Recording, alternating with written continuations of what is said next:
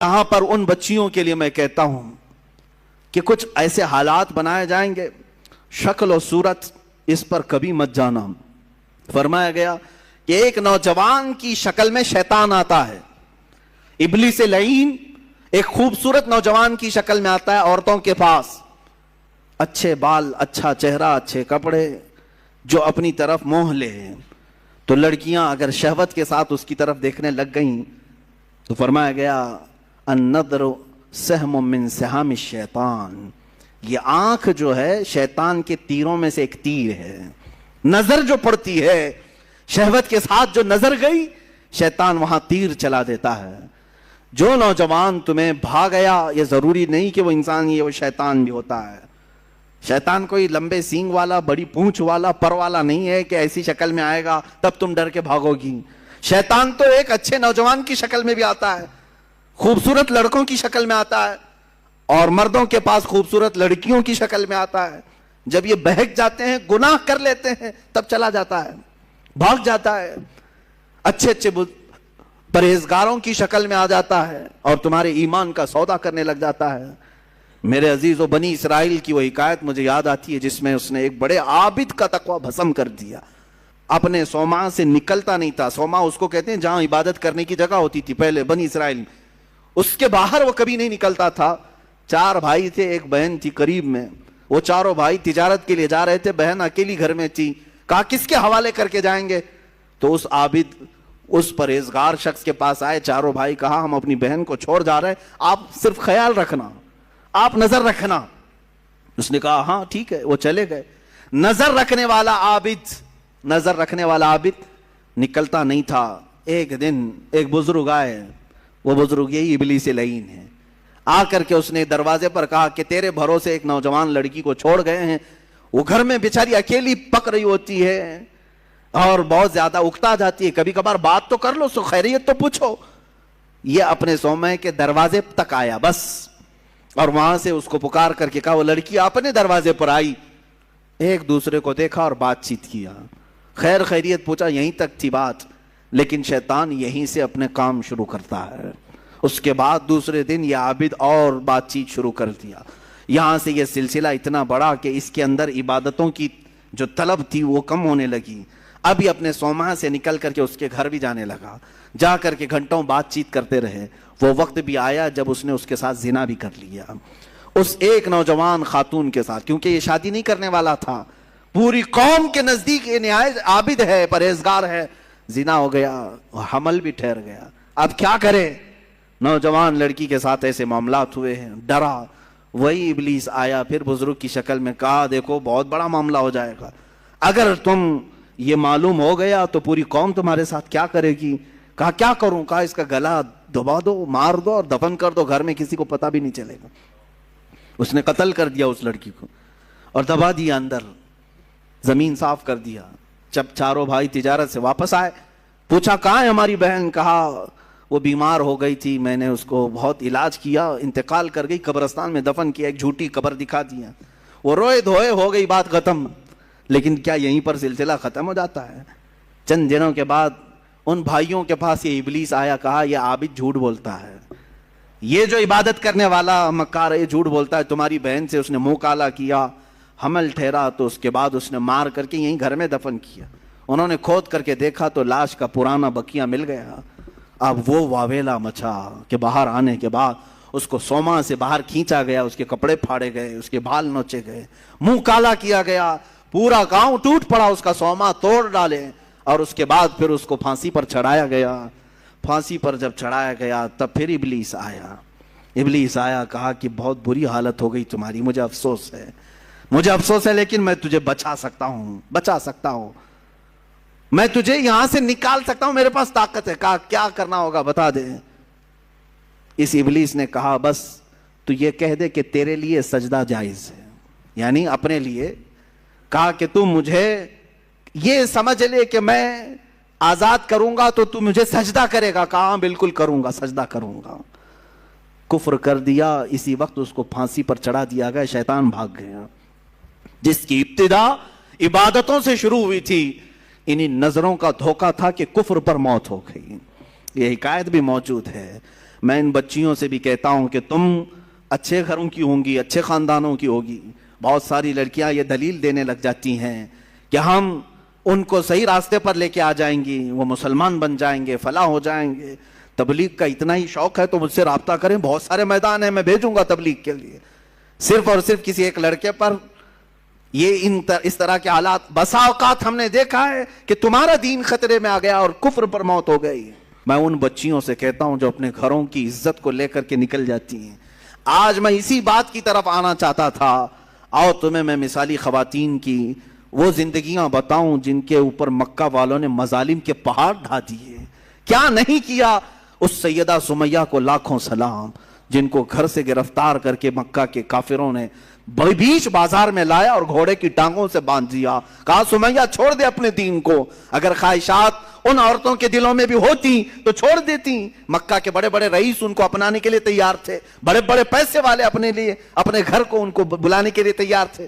سیدہ سمیہ اس وقت بھی احد احد کہتی رہی، میرا اللہ ایک ہے، میرا اللہ ایک ہے، اس کے علاوہ میں کسی بات کا اقرار نہیں کروں گی. ان کو اتنا مارا سیدہ سمیہ کو.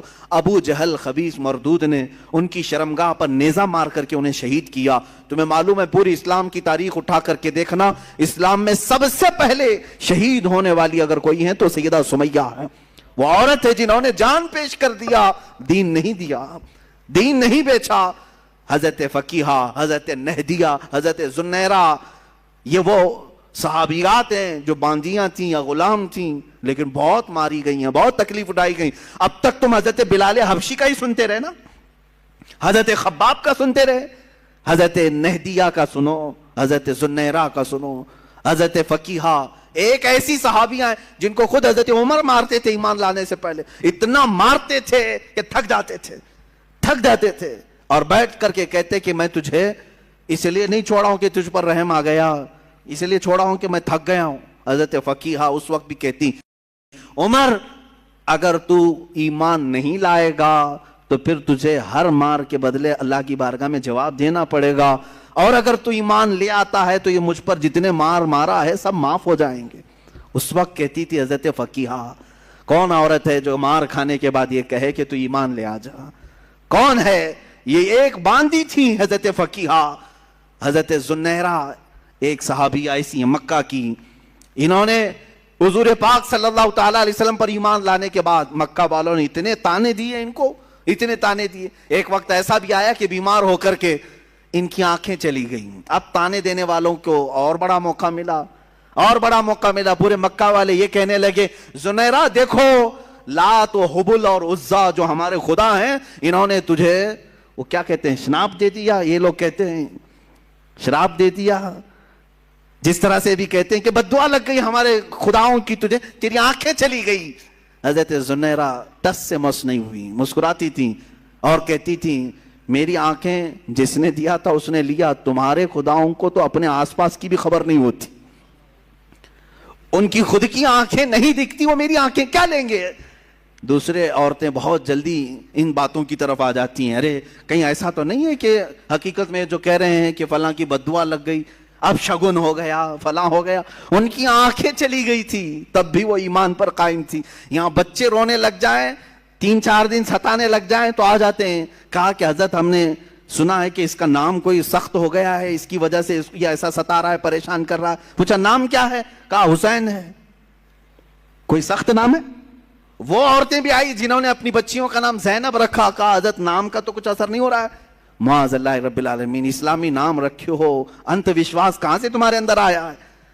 ہاں برے نام اگر رکھے ہو تو پھر بدلو، لیکن اسلامی نام اگر ہیں تو بیماریاں تو آتی جاتی رہتی ہیں. ناموں سے بیماری اگر آنی ہوتی، ناموں سے ہی جانی ہوتی تو شاید ساری دنیا والے ایک ہی نام رکھتے. آج ایک ہی نام رکھتے کہ ہاں جو صاف ستھرا ہو، جس نام سے کبھی بیماری نہیں آتی، سارے لوگ وہی نام رکھتے. ایسا نہیں ہے. یہ اس طرح کی اندھی عقیدتیں جو داخل کی گئی. حضرت زنیرہ اس صحابیہ سے ہمیں ملتا، آنکھیں چلی گئی تب بھی وہ ایمان پر اس طرح قائم تھی اور کہتی مجھے ایمان لانے کی وجہ سے آنکھیں نہیں گئی ہیں، تمہارے خداؤں کو آس پاس کا ہوش نہیں ہوتا، وہ میری آنکھیں کیا لیں گے. حضرت ام شریک ایک صحابیہ ایسی ہیں، مکہ والوں نے، ان کے خاندان والوں نے ان کے ددیال ننیال دونوں خاندانوں نے مل کر کے کیا کیا جانتے ہیں؟ حضرت ام شریک کو کڑی دھوپ میں کھڑا کیا، ایسی دھوپ میں کہ جو ریتیلی زمین ہے کھلے میدان میں ان کو کھڑا کرتے، اور اگر وہ آگے بڑھتی تو کوڑے سے مارتے، اسی میدان میں کھڑا کرتے۔ کتنی دیر؟ گھنٹہ 2 گھنٹہ نہیں، 3 دن تک کھڑا رکھا۔ بھوک اور پیاس کی شدت کی وجہ سے ان کی آنکھیں باہر آنے لگ گئی تھی۔ حضرت ام شریک، یہ بھی صحابیاں ہیں، اس کڑی دھوپ میں، آج مکہ کی دھوپ جانتے ہیں آپ 50 ڈگری کے اوپر جاتی ہیں، 50 ڈگری کے اوپر، شاید آپ 35-40 ڈگری میں ہی پریشان ہو جاتے ہیں، 50 ڈگری سے اوپر کی دھوپ برداشت کرتی ہوئی گرم ریت پہ کھڑی رہی 3 دن تک۔ 3 دن کے بعد وہ کہنے لگے کہ تو اپنے خدا کو چھوڑ دے، چھوڑ دے۔ حالت ایسی ہو گئی تھی کہ کانوں میں آواز تک نہیں آ رہی تھی۔ میں نے روایت پڑھا، آنکھیں بھیگ گئی۔ حضرت ام شریک پوچھنے لگی کیا کہہ رہے ہیں؟ تو انہوں نے اشارہ کر کے کہا ایک کو جو تو مانتی ختم کر دے۔ کان سنائی نہیں دے رہے، آنکھیں باہر آ چکی ہیں، جسم تپ رہا ہے، پیروں میں چھالے پڑ گئے۔ تب وہ پکار کر کے کہتی اللہ احد، اللہ احد، اللہ ایک ہی ہے، ایک ہی ہے۔ کوڑے مار مار کر کے ان کو زخمی کر دیا تھا حضرت ام شریک رضی اللہ تعالیٰ عنہ کو۔ اور جانتے یہی وہ صحابیہ ہیں، حضرت ام سلیم۔ کتنی صحابیات کی میں بات تمہارے سامنے رکھوں۔ حضرت ام سلیم ایک وہ صحابیہ ہیں حضور پاک صلی اللہ علیہ وسلم جن کے گھر آرام کرنے کے لیے جاتے تھے، جو حضور پاک صلی اللہ علیہ وسلم دھوپ کے یا گرمی سے پسینے ہوتے تو وہ قطرے جمع کر کے رکھتی تھی۔ یہ حضرت انس کی ماں ہیں جنہوں نے حضور کے پسینے کو جمع کر رکھا خوشبو کے لیے، اور روایات یہ بتاتی ہیں ان کی 7 پشتوں تک وہ خوشبو آتی تھی۔ وہ ام سلیم جب ان سے نکاح کے لیے ابو طلحہ نے پیغام بھیجا، وہ ایمان لائے ہوئے نہیں تھے، ایمان لائے ہوئے نہیں تھی۔ آج کے حالات کے مطابق میں عرض کر رہا ہوں، ام سلیم کیا کہتی ہیں؟ ابو طلحہ کو بہت پسند کرتی تھی، خوبصورت تھے ابو طلحہ، بہت ہی کڑیل جوان بھی، اور ام سلیم ان کو پسند کرتی تھی۔ نکاح ہو جائے، سامنے سے ابو طلحہ آئے، ام سلیم نکاح کر لیتے ہم۔ ام سلیم نے کہا میری پسند اپنی جگہ پر، تم خوبصورت ہو اپنی جگہ پر، تم کڑیل جوان ہو اپنی جگہ پر، مگر میرا ایمان میرے ساتھ ہے۔ کیا ایسا ہو سکتا ہے کہ میں اللہ کو ایک مانتی ہوں، محمد صلی اللہ علیہ وسلم کو اللہ کا رسول مانتی ہوں، میرا تمہارے سے نکاح کیسے ہو سکتا ہے؟ اگر تم ایمان نہیں لائے تو ہماری زندگی میں کبھی ملاپ نہیں ہو سکتا۔ حضرت ام سلیم کی دعوت پر حضرت ابو طلحہ ایمان لائے، اور ایمان لائے تو صرف نکاح کے لیے نہیں لائے، حضور کے جانثار بن گئے اور عشرہ مبشرہ صحابہ میں داخل ہوئے۔ خواتین کا یہ بھی کردار ہے عزیزان گرامی، وہ ایسے نہیں کہ پسند آ گیا جوان تو گھر سے بھاگ کر نکل پڑی، چاہے کہیں پر بھی جا کر کے شادی رچانا پڑے۔ معاذ اللہ، ان بچیوں کی زندگی پر مجھے بڑا افسوس ہوتا ہے جن ماں باپ کی عزت کو مٹی میں ملا کر کے فخر کرتی ہیں۔ یہ سب کہاں سے ہو رہا ہے جانتے ہیں؟ یہ سب اسی ٹیلی ویژن سے، انٹرنیٹ سے اور سیریلوں سے۔ آج پوری دنیا ملا کر کے ایسی چیزیں دکھانا چاہ رہی ہے۔ مجھے کل ہی ہماری ایک خاتون نے یہ کہا تھا، بتایا تھا کہ سب سے زیادہ ابھی فی الحال عورتیں پاکستانی سیریل اور وہاں کے ٹیلی ویژن سے نشر ہونے والی فلموں وغیرہ کو دیکھتی ہیں۔ مجھے اس کی خبر نہیں تھی، لیکن اگر اس طرح کا ماحول وہاں سے پیش کیا جا رہا ہے تو میں تو کہتا ہوں کہ ان تمام چیزوں پر بندش لگانی چاہیے، اور یہ تاثر دیا جاتا ہے لڑکیوں کو کہ آزاد رہو، جو تمہیں پسند ہے اس سے بھاگ جاؤ، ماں باپ راضی ہوں ناراض ہوں کوئی مسئلہ نہیں، بعد میں سب ٹھیک ٹھاک ہو جاتا ہے، سب برابر ہو جاتا ہے۔ عزیزان گرامی، تمہیں پتا ہے کہ یہ وہ والدین جن کی رضا میں تمہاری جنت ہے، جن کی ناراضگی میں تمہاری جہنم ہے، ماؤں کو روتا ہوا، باپ کو روتا ہوا، بلکتا ہوا چھوڑ کر کے چلے جاتے۔ پسند ہے کہیں سے تو پھر والدین کو راضی کیوں نہیں کر لیتے ان باتوں پر؟ ہاں، جہاں تک رہی بات مسلمانوں کی آپس میں، کبھی ماں باپ اگر ناراض ہو کر بیٹھتے ہیں تو وقت لگ جائے گا، منا لیں گے، اور نکاح ہو گیا تو کوئی حرج نہیں۔ مجھے تو افسوس اس بات پر ہے کہ ایمان بھی چھوڑ کر جا رہی ہیں۔ گھر چھوڑا تو چھوڑا، اور اگر کوئی جوان ایسا تھا جو اسلام کی طرف تجھے لے جاتا یا تجھے وہ اسلام میں ہی رکھتا تو الگ بات تھی۔ یہاں تو باضابطہ ان سانپوں کے گھروں میں جا رہی ہیں جو پورے اسلام کو ڈسنے کے لیے بیٹھے ہوئے ہیں۔ آج جو میرے نبی کی شان میں گندی گالیاں دے رہے ہیں ان کے گھروں میں جانے کے لیے بچیاں بیٹھی ہوئی ہیں۔ اور اگر کوئی لڑکیاں اس طرح جاتی ہیں تو میں کوئی خوف اس بات کا نہیں کر رہا ہوں کہ تمہارے جانے سے اسلام گھٹ جائے گا، ہرگز نہیں۔ اسلام کی جڑیں تحت الثری سے نیچے ہیں، اس کی شاخیں اوج ثریا کے اوپر ہیں. پوری دنیا مل کر کے ہلائے تو اسلام کا کچھ بال بیکا نہیں ہوگا. تم اپنا جہنم خریدنے جا رہی ہو, میرے اس دین کو کچھ نقصان نہیں ہوگا. 4 لڑکیاں چلی جائیں تو کیا اسلام میں ختم ہو جائے گا؟ یہ اس سمندر کا نام ہے جس سے چلو بھر پانی نکلنے سے سمندر کا کچھ بگڑتا نہیں, کچھ نہیں بگڑتا.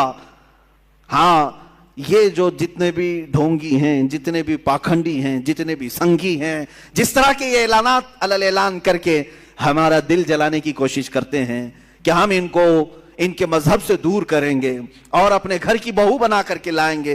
باضابطہ اس پر تنظیمیں بن رہی ہیں, سنگٹن بن رہی ہیں, اور اس پر نہ پولیس کچھ کرنا چاہتی ہے نہ حکومت کچھ کرنا چاہتی, کیونکہ ان کے 1000 گناہ بھی ان کے نزدیک معاف ہیں. ہاں, اگر وہ دھرم پریورتن کریں تو یہ اصل کی طرف آنے کی بات ہوگی, اور اگر ہم تبلیغ کریں تو آتنکوادی ہو جائیں گے. ہمارے لیے دہشت گردی کا لفظ انہوں نے بنا کر کے رکھا ہوا ہے. اے مسلمانوں, اب صفائی دینا اور ڈیفنس کرنا چھوڑ دیں. کہ ہم ایسے نہیں ویسے نہیں, یہ کون ہوتے ہیں ان کو صفائی دینے والے ہیں؟ نہ یہ ہمیں سزا دینے والے نہ جزا دینے والے. اسلام اپنی حقانیت پر کل بھی زندہ تھا, آج بھی اور ہمیشہ رہے گا, اور اللہ رب العزت سے ہمارا تعلق ہے, وہ ہمیں سزا اور جزا دینے والا ہے. صلاح الدین ایوبی کے پاس کئی دوشیزائیں, کئی خوبصورت لڑکیاں آتی رہی. صلاح الدین ایوبی نے ایک نظر ان کی طرف نہیں دیکھا. تمہیں معلوم ہے سلطان الہند غریب نواز کے پاس 40 دن تک ایک لڑکی جاتی رہی, صرف اپنے دامے فریب میں پھنسانے کے لیے کہ ہماری طرف آ جائے. راجے کی بیٹی تھی, لیکن 40 دن تک اس مرد قلندر نے ایک نظر تک نہیں دیکھا. 40 دن کے بعد وہ خود فدا ہوئی اور دائرہ اسلام میں داخل ہوئی. عزیزان گرامی وقار, یہ ہماری تاریخ رہی ہے. ہم کسی کے گھروں میں چھید ڈال کر کے, سوراخ مار کر کے اٹھانا نہیں چاہتے. ہاں, انشاءاللہ العزیز تم لے جانا چاہتے ہو, بہو بنانا چاہتے ہو, جس طرح کی حرکتیں پیدا کر رہے ہو, انشاءاللہ اب ہمارا پیغام عام ہوگا. دیکھنا, یہ جوان جب غلام مصطفیٰ بنے گا, ایک ایک نہیں 4 ساتھ آئیں گے انشاءاللہ, آئیں گے انشاءاللہ. ہاں, یہ بیوی بنانے کے شوق سے نہیں کہہ رہا ہوں. ہاں, انشاءاللہ العزیز مصطفیٰ کریم کی محبت میں ہر کوئی ضرور وارفتہ ہوگا. اس لیے کہ ہم نے تبلیغ جو کیا ہے پوری دنیا میں, وہ اخلاق مصطفیٰ سے کیا ہے, دین مصطفیٰ سے کیا ہے. آج سے 8 سال پہلے قریب امریکہ کی ایک رپورٹر نے بھی یہ کہا تھا. ایک وقت تھا جب نیٹو افواج میرے اوپر حملہ کر رہی تھی. وہ درندے جو برسوں سے اپنے گھروں سے باہر ہیں, وہ لوگ مجھے تنہا پا کر کے, ایک اخباری نمائندہ رپورٹر تھی, کہہ رہے ہیں کہ وہ مجھ پر حملہ کر کے بیٹھے تھے, لے جانے والے تھے, لیکن 2 چند نوجوان ایسے آئے کہ مجھے چھڑا لیا. شام کا وقت تھا, لیکن میں نے ان کے چہرے دیکھے, یہ جوان ہیں, مسلمان ہیں, اور ڈر گئی. ہمارے فوجی تو لے جاتے, ایک رات کے بعد چھوڑ دیتے, یہ تو آتنکوادی, یہ دہشت گرد ہیں, ٹیررسٹ ہیں, پتہ نہیں میرے ساتھ کیا کیا کریں گے. لیکن وہ خاتون کہتی ہے, رات کا وقت ہوا, کمرے میں ایک جگہ انہوں نے مجھے رکھ دیا تھا. رات کے وقت تھوڑا سا دروازہ کھلا اور کھانے کا برتن میرے اندر آیا, میں نے کھانا کھایا. میرے کپڑے کچھ جگہ سے پھٹے ہوئے تھے, جھاڑیاں لگ کر کے. وہ کہتی ہے کہ رات کے وقت ایک جوڑا کپڑا بھی آیا, دوسرے دن ناشتہ بھی آیا, کھانا بھی آیا. 2 دن کے بعد ہمارے ملک کی ایمبیسی کے افراد آئے اور دروازہ کھول کر کے مجھے لے گئے. اور اس کے بعد وہاں ایمبیسی میں جانے کے بعد اس خاتون سے ایمبیسی کے افراد نے کہا, یہ جو 2 نوجوان ہیں جو تجھے کھانا دے رہے ہیں, جو تجھے کپڑے دیے ہیں, انہوں نے آ کر کے ہمیں اطلاع دی کہ تجھے تیرے ملک تک حفاظت سے پہنچایا جائے. وہی ہمیں یہاں تک کا پتہ دیے ہیں. وہ خاتون واپس جا کر کے پورا آرٹیکل لکھتی ہے اور کہتی ہے, دنیا نے جو بتایا وہ اور مسلمان ہے, آنکھوں نے جو دیکھا وہ اور مسلمان ہے. نوجوانوں, آج بھی تم اخلاق مصطفیٰ سے لوگوں کو قائل کر سکتے ہو, ان کو اپنا گرویدہ بنا سکتے ہو. صدیق اکبر کے زمانے میں وہ یہودی عورت جس نے خط لکھ کر کے امیر المومنین سے کہا تھا, میں مدینے میں رہنا نہیں چاہتی, میں یمن جانا چاہتی ہوں, میرے گھر والے رشتہ دار سب وہاں ہیں. خلیفہ اول صدیق اکبر نے 2 جوانوں کو اس عورت کے ساتھ کر دیا, لے جاؤ اسے یمن تک چھوڑاؤ. اس کو اونٹنی پر بٹھایا, وہ 2 جوان لے کر کے نکلتے تھے. وہ خاتون کہتی ہے, جگہ جگہ چوکیاں آتی تھی, چیکنگ پوائنٹ آتے تھے, لوگ پوچھتے تھے کہاں سے آ رہے ہو, کہاں جا رہے ہو. یہ 2 جوان جواب دیتے, خلیفہ اسلام صدیق اکبر کی مہمان ہے, ملک یمن جا رہی ہیں. تو فوراً چوکی کھول دی جاتی, کوئی اونٹ کے اوپر نظر تک نہیں اٹھاتا تھا. پورے یمن پہنچ گئی. وہ کہتی ہے خاتون یہودی عورت کہ پورے سفر ساتھ رہنے والے 2 جوانوں نے سر اٹھا کر میری طرف دیکھا نہیں. پہنچی وہاں پر تو اپنے پورے خاندان والوں کو بلایا اور سب رشتہ داروں کو جمع کر کے کہتی ہے, اے میرے عزیزو, تمہاری وجہ سے میں مدینہ چھوڑ کر کے آئی, اب تم سب کے سب گواہ ہو جاؤ, میں اسلام لاتی ہوں, مدینہ واپس جاتی ہوں.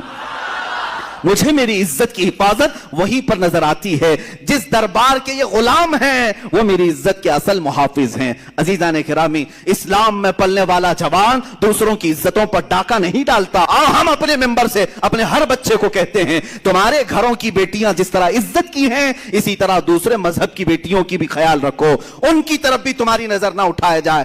آج تک آپ نے کسی عالم سے سنا، کسی ممبر سے سنا کہ ہم نے آپ کو کہا ہے جاؤ لے آؤ 2 لاکھ دے دیں گے، 5 لاکھ دے دیں گے؟ ہم تو یہاں منع کرتے ہیں. کیا تمہارے پاس کمی ہے خواتین اسلام کی؟ تمہارے گھروں میں تمہارے بچوں کی ماں بنے تو وہ عورت بنے جس نے قال اللہ اور قال الرسول کہا ہے، محبت مصطفیٰ کے نغمے سنائے ہیں. کبھی بچوں کو سلائے تو فاطمہ کے نغمے سلائے.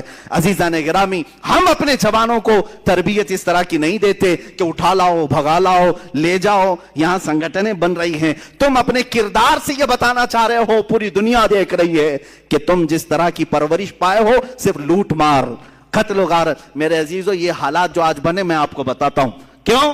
اللہ تعالیٰ پوری دنیا کو یہ دکھانا چاہتا ہے کہ یہ اسلام پر انگلی اٹھاتے ہیں. وہ پاکنڈی گھر میں بیٹھ کر کے یا گوفے میں بیٹھ کر کے یہ بھونکتے ہیں کہ مدینے کے یہ مسلمان بلاتکار تھے، لوٹ مار کرتے تھے، عورتوں کا کاروبار کرتے تھے، عورتوں کو لے جایا کرتے تھے. یہ ساری چیزیں تم اپنے ہاں بیٹھ کر کے بتا رہے تھے، لیکن اللہ نے یہ ثابت کر کے دکھایا اب گھروں سے اٹھانے والے تمہاری قوم سے ہیں، لوٹ مار کرنے والے تمہارے جوان ہیں، عورتوں کو بھگا لے جانے والے تمہارے جوان ہیں. دنیا اب سمجھ جائے گی تم بولتے ہو اسلام پر اور اللہ نے یہ سارے کردار تمہارے گھروں کے کونوں سے نکال کر دکھایا. حقیقت میں اسلام عورتوں کی عزتوں کی حفاظت کے لیے آیا ہے. جس وقت عورتوں کو بازار میں بیچا جا رہا تھا میرے آقا نے عورتوں کی عزت یہاں تک بڑھائی، کہا جس گھر میں بیٹی پیدا ہو اسی دن رزق کے 10 دروازے کھول دیے جاتے ہیں. میرے آقا نے فرمایا جس نے 2 بچیوں کی حفاظت کی، پرورش کی اور اچھی جگہ نکاح کر کے دے دیا، وہ میرے آقا فرماتے ہیں اس پر جنت واجب ہو گئی، اس پر جنت واجب ہو گئی. بشارت تمہیں بیٹیوں پر دی گئی، بیویوں کو کھلانے میں صدقے کا ثواب، ماں کے قدموں کے نیچے جنت. اللہ اللہ، یہ سب عورتوں کے لیے کس نے بتائے؟ کس نے بتائے؟ ارے یہاں ہمارے اسی ملک میں عورت بیوہ ہو جائے تو اس کو چتا کے ساتھ آگ میں جلا دیا جاتا. بیوہ عورتوں کو اب شگن مان کر کے اپنی محفلوں میں نہیں لایا جاتا. آج تک یہ روایات موجود ہیں. آج تک ایسی ودواؤں کے بہت سارے ایسے علاقے بنے ہوئے ہیں جہاں عورتوں کو چھوڑ دیا جاتا ہے. میرے عزیزو، دنیا میں وہ واحد شخصیت ہے میرے آقا کی ذات جس نے ایک عورت حضرت عائشہ کنواری، اس کے علاوہ جتنے نکاح کیے سب بیواؤں سے کیے، یہ بتانے کے لیے کہ بیوہ گھر سے نکالی جانے والی عورت نہیں بلکہ گھر میں ہو تو اس کے ذریعے سے اللہ دعائیں قبول کرتا ہے. عورتوں کو عزت بخشا ہے، عورتوں کو عزت بخشا ہے.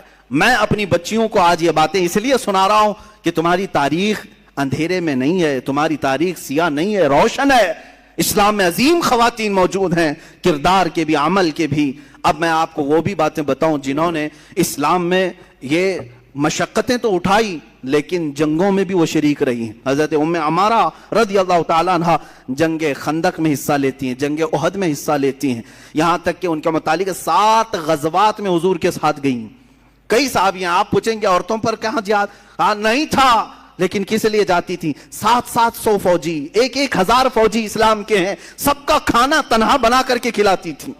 حضرت ام سلیت ایک صحابیہ ہیں، حضرت عمر فاروق کے پاس ایک چادر آئی تو وہ تقسیم کرنے کی چادر تھی. لوگوں نے کہا آپ اپنی بیوی اور اپنی بیٹی کو دے دیں. حضرت عمر نے کہا نا، یہ ام سلیت کو میں دوں گا چادر. کہا کیوں؟ کہا وہ جنگ خندق میں اور کئی غزوات میں مشق بھر بھر کر کے مجاہدین کو پانی پلایا کرتی تھی. ایسی صحابیاں حضرت اسماء بنت عمیس رضی اللہ تعالیٰ عنہ جنگ یرموک میں، جنگ قادسیہ میں، جنہوں نے جھوپڑیوں کی چوب اٹھا کر، لکڑیاں اٹھا کر کے رومیوں پر ایسا حملہ آور ہوئی تھی کہ وہ جنگ جو فتح ہوئی ان خواتین کی وجہ سے ہوئی. حضرت صفیہ مدینہ طیبہ کی حفاظت پر تنہا ایسی بہادری کا کردار ادا کر رہی. یہودی داخل ہوئے تھے عورتوں کے درمیان، انہوں نے خود اپنا نیزہ اٹھا کر کے سر قلم کر دیا. وہ مثالی خواتین ہیں، وہ دبک کر کے بیٹھنے والی نہیں. بلکہ ایک صحابی حضرت خنسا رضی اللہ تعالیٰ، کافی میں نے صحابیات کا ذکر کیا، ان کی برکتیں اللہ ہماری بچیوں کو عطا کرے. حضرت خنسا ایک وہ صحابیاں ہیں جو جنگ قادسیہ میں پہنچی، ان کے 4 جوان بیٹے تھے. یہ مشہور شاعرہ ہیں عرب کی. یہ ایمان لانے سے پہلے جب شعر و شاعری کرتی تھی، مرثیہ پڑھنے کا ایک طریقہ تھا عرب میں. جب کوئی مر جاتا تو اس کے تعریفیں کر کر کے لوگوں کو رلاتے تھے، مرثیہ کر اس کو کہتے ہیں. تو یہ مرثیہ پڑھنے میں مشہور تھی خنسا. ان کے بھائی اور اس کے رشتہ دار انتقال کیے تھے زمانہ جاہلیت میں. تو مشہور ہے حضرت خنسا نے 2 سال تک عرب والوں کو رلایا اشعار میں. ایسے ایسے اشعار لکھتی تھی کہ لوگ رونے لگ جاتے تھے. اور ایمان لائی 4 بیٹوں کو لے کر کے حضرت عمر فاروق کے زمانے میں جنگ قادسیہ میں پہنچ گئی. رات کے وقت اپنے پرانے اشعار پڑھنے لگی، لیکن اب بدل گئے تھے اشعار. اپنے بیٹوں کو کہتی تھی تمہاری ماں نے کبھی بدکاری نہیں کی، تمہارے باپ نے کبھی خیانت نہیں کی. اے جوانوں، اگر تم دین مصطفیٰ کے کام آ گئے تو خنسا کا سر بلند ہوگا. وہ رات بھر اشعار پڑھتی رہی. صبح جب اٹھے جنگ شروع ہوئی. وہ بڑی گھمسان کی جنگ تھی. شام سے پہلے پہلے لوگوں نے آ کر کے بتایا حضرت خنسا کو کہ تمہارے 4 بیٹے شہید ہو گئے. 1 نہیں 2 نہیں 3 4. اور سب میں یہ خبر پھیل گئی کہ اب حضرت خنسا کیسے کیسے اشعار بیان کریں گی. بھائی کے مرنے پر 2 سال عرب کو رلایا تھا، 4 بیٹے مرے، اب کیا کہے گی. سب آ کر کے جب پوچھتے ہیں کہ خنسا 4 بیٹوں کی لاش پر تم کیا مرثیہ پڑھو گی، سب کو جمع کرتی ہیں اور کہتی ہیں میرے غم پر اور مرثیہ پر اشعار سننا چاہتے ہو، سنو. ہر بیٹے پر میں کہتی ہوں انا للہ و انا الیہ راجعون. اب اسلام میں آ چکی، ایمان لائی ہوں. بے شک ہم اللہ کے لیے اور اللہ ہی کی طرف لوٹنے والے ہیں. 4 بچے جوان دے کر کے بھی وہ جو ثابت قدم رہی. عزیزان گرامی، ان خواتین پر لاکھوں سلام، ان کی تربتوں پر کروڑوں سلام. آج اپنے قوم کی بچیوں کو جاتے جاتے یہ درس ضرور دوں گا کہ تم ٹی وی سیریل اور اس طرح کی بھیانک جرائم کی کتابیں پڑھ کر کے اپنے کردار کو آگے نہ بڑھاؤ، اپنی زندگی کو آگے نہ بڑھاؤ. تم اگر کچھ دیکھ کر کے آگے بڑھنا چاہتی ہو تو سیدہ کائنات کی سیرت کو اٹھاؤ، سیدہ خدیجۃ الکبریٰ کی سیرت اٹھاؤ. انٹرنیٹ تمہارے ہاتھ میں بھی ہے، موبائل تمہارے ہاتھ میں بھی ہے. کبھی یہ سرچ کر کے کیوں نہیں دیکھتی اسلام میں خواتین کا کیا کردار ہے، اسلام میں عورتوں کی کیا قربانیاں ہیں. یہ بھی تو ذرا پڑھو. تمہارے جذبے جوان ہوں گے، اور تمہارے جذبے جس وقت جوان ہوں گے یقیناً تمہاری گودوں سے بھی حسین و حسن کے غلام پیدا ہوں گے. عورتوں کے ذریعے سے انقلاب آ سکتا ہے. اور ہم نے دیکھا ہے عورتیں جب بیدار ہوتی ہیں تو حکومت کی چوبیں ہلا دیتی ہیں. ہاں، ان عورتوں پر لعنت جو اپنے گھروں سے نکل کر کے بازاروں اور سڑکوں میں آ کر کے بینر لے کر کھڑی ہو گئی. ہمارے پڑوسی ملک میں ہمارا جسم ہماری مرضی، ہمارا جسم ہماری مرضی، یہ بینر لے کر کے گھوم رہی ہیں. تو لعنت ہے. تم صرف اپنا کردار نہیں بتا رہی، بلکہ جس گھروں سے یہ آئی ہیں عورتیں ان کے ماں باپ پر بھی دنیا لعنت کرے گی. کیسی بچیاں تم نے جنم دی. تم اسلام پر ہو، ایمان پر ہو، اور اس طرح کا بینر اٹھائی کیسے. میں یہ کہنا چاہتا ہوں الحمدللہ ہندوستان کی مسلمان خواتین اب بھی اس سے محفوظ ہیں. اب تک ہمارے یہاں آزاد اس طرح کا ماحول ہونے کے باوجود بھی ابھی ہماری خواتین اس طرح سے نہیں نکلی. اللہ کبھی نہ نکالے. لیکن بچیوں کے لیے جو جال بچھائے جا رہے ہیں، جو منصوبے بنائے جا رہے ہیں، اس سے میں الرٹ کرنا چاہتا ہوں.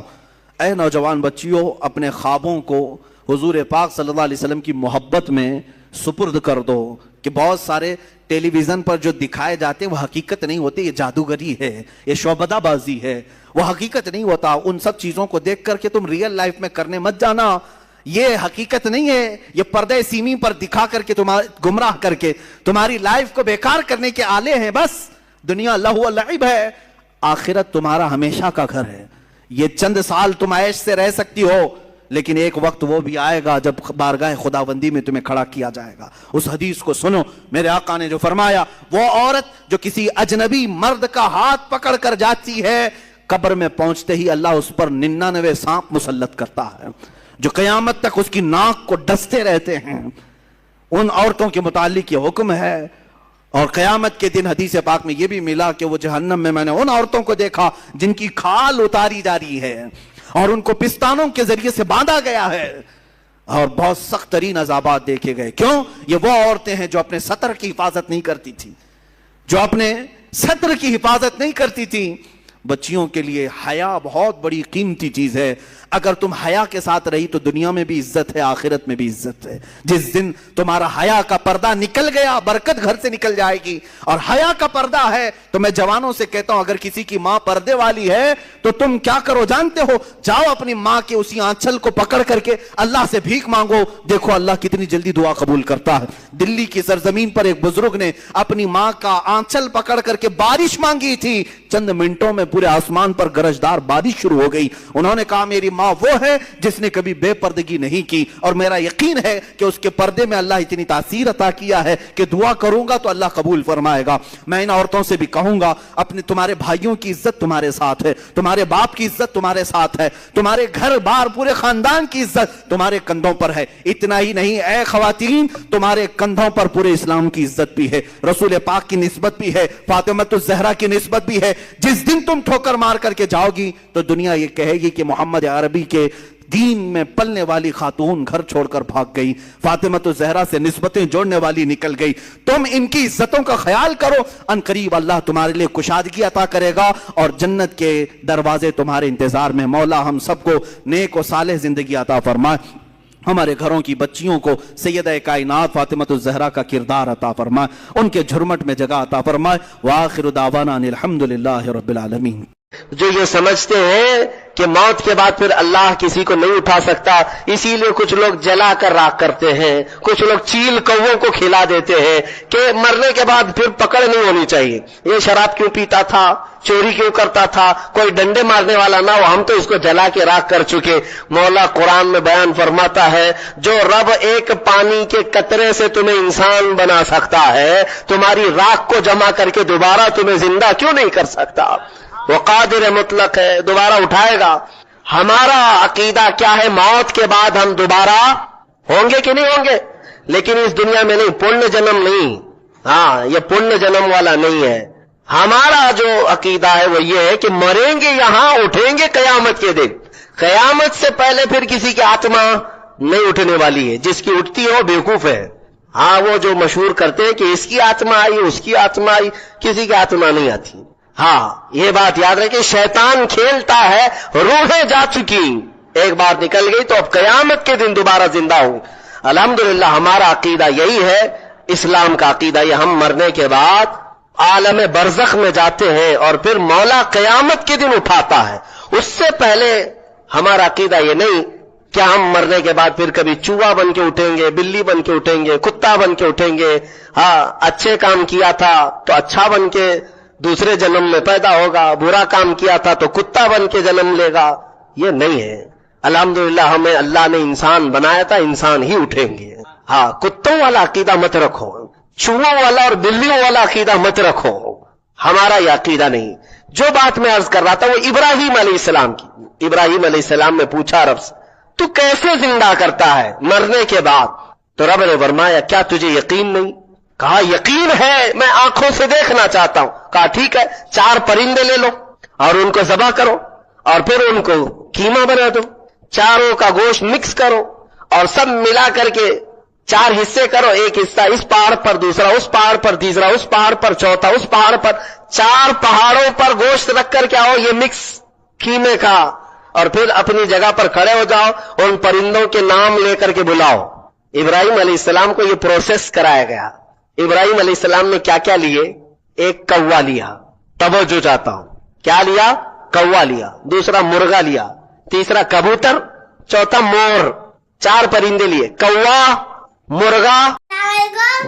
उम्मीद करती हूँ आप हजरात को बयान अच्छा लगा होगा। बयान अच्छा लगा है तो हमारे वीडियो को लाइक करें, चैनल को सब्सक्राइब करें और प्यारा सा कमेंट करें, और बाद में मिलता है। अल्लाह हाफिज।